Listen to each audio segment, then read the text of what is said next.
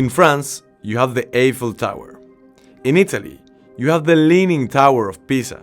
And in Brussels, the Manneken Pis. However, this small pink boy represents the rebel spirit of Brussels. Let's check out a bit of the story behind the most important statue in popular culture.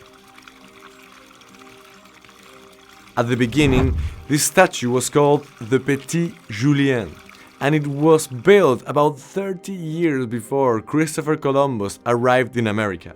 Today, some Belgians even say that the Manneken Pis was the first citizen of Brussels. Since then, he has stayed there, and Brussels residents haven't stopped inventing legends trying to explain the story behind the mysterious pink boy. After the French bombing in 1695, the citizens decided to remove the Manneken Pis from its place to prevent it from being damaged. Just imagine bombs falling everywhere.